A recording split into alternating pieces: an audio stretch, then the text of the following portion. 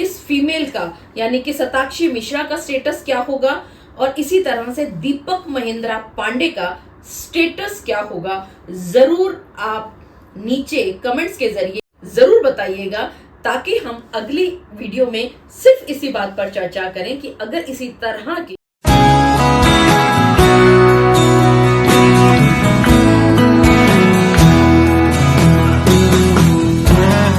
आप सभी ने महसूस किया होगा कि कभी कभी आप सभी के सामने एक ऐसा पेंच फंस जाता है कानून का कि आपको नहीं समझ में आता कि क्या किया जाए, जैसा कि इस केस में हुआ है। और इलाहाबाद हाई कोर्ट ने बहुत ही प्यारी जजमेंट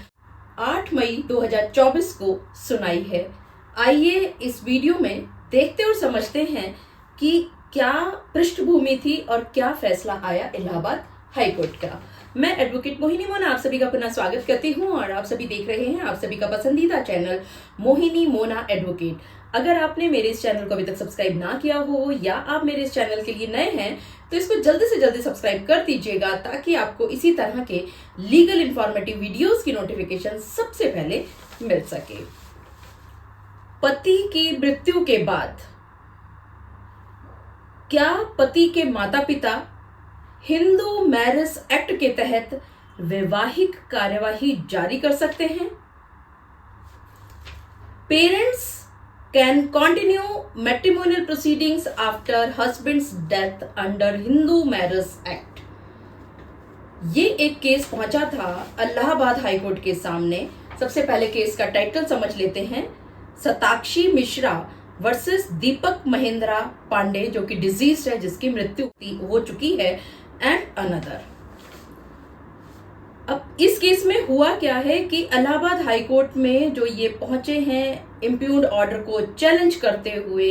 ये इम्प्यून्ड ऑर्डर और जजमेंट पास किया जाता है 10 फरवरी 2024 को फैमिली कोर्ट के द्वारा।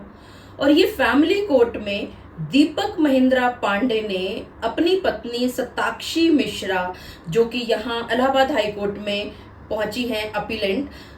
Under section 11 of Hindu marriage act एक केस फाइल किया था। चलिए थोड़ा सा और समझते हैं कि आखिरकार ये केस क्या था। देखिए, दीपक महेंद्रा पांडे और शताक्षी मिश्रा जी की शादी होती है और इस शादी के कुछ समय के बाद जैसे ही दीपक महेंद्रा पांडे को अपने प्रति हुए फ्रॉड के बारे में पता चलता है तो वो एक केस फाइल करते हैं इस विवाह को, जो कि इन दोनों के बीच में हुआ था, उसको नल एंड वॉइड यानी कि रद्द कराने के लिए हिंदू मैरिज एक्ट सेक्शन 11 के तहत।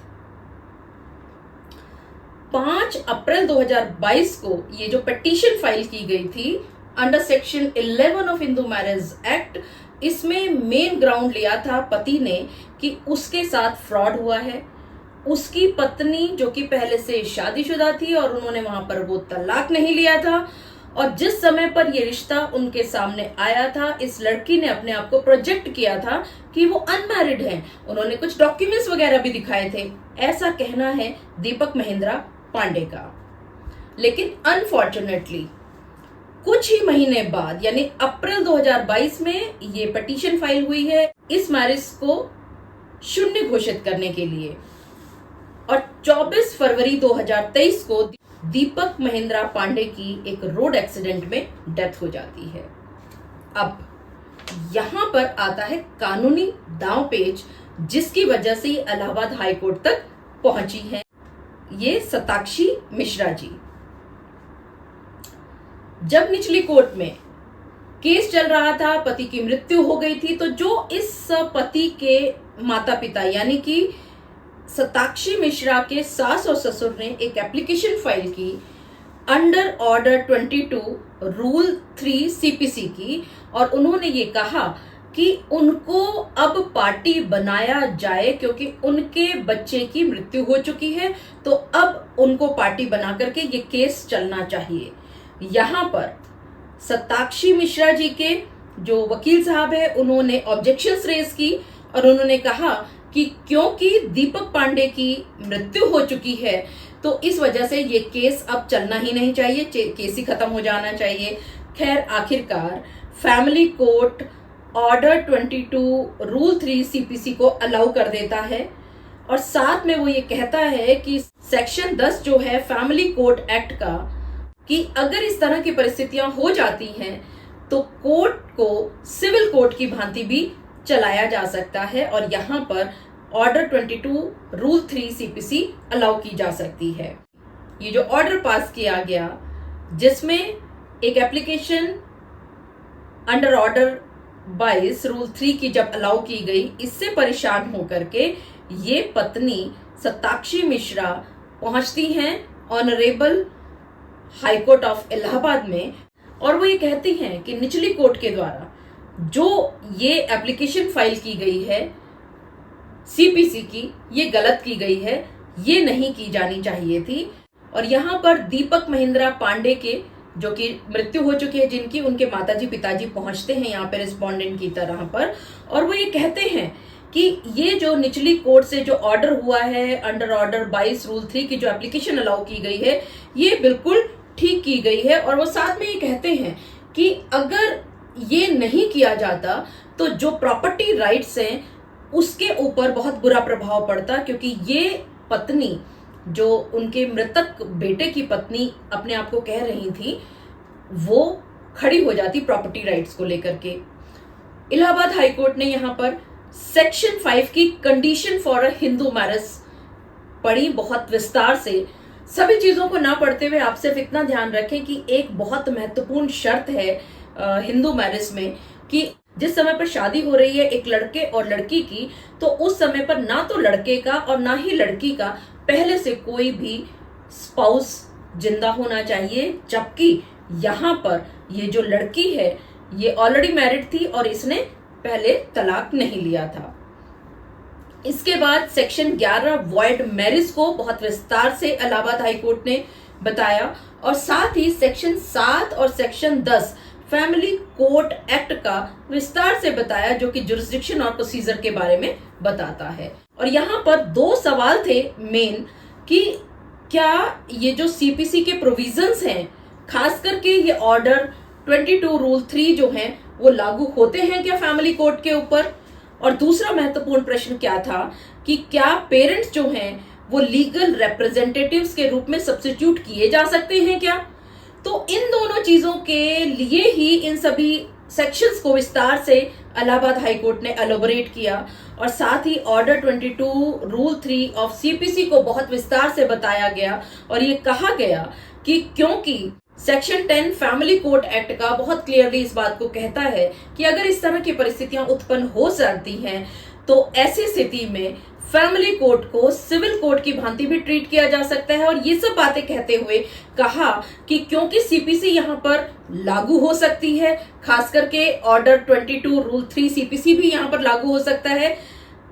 As per section 7 and 10 of family court act. तो इसी वजह से, क्योंकि ये लागू हो सकता है सिविल प्रोसीजर कोर्ट, तो इसी वजह से जो पेरेंट्स हैं ये भी लीगल रिप्रेजेंटेटिव्स के रूप में सब्स्टिट्यूट किए जा सकते हैं, क्योंकि ये जो केस है एक साधारण केस नहीं था।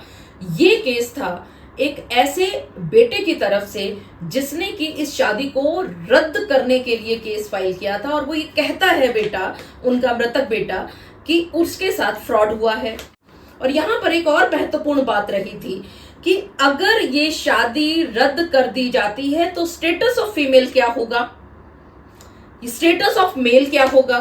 आप सभी मुझे सोच करके बताइएगा कि अगर इस प्रोविजन को लागू कर दिया जाता है, ऑर्डर 22 रूल 3 को अलाउ कर दिया गया है, जो कि बाद में अलाउ किया गया। ये सब बातें करते करते जो जस्टिस साहब थे उन्होंने सताक्षी मिश्रा की जो ये अपील थी उसको रिजेक्ट कर दिया और ये कहा कि जो नीचे फैमिली कोर्ट ने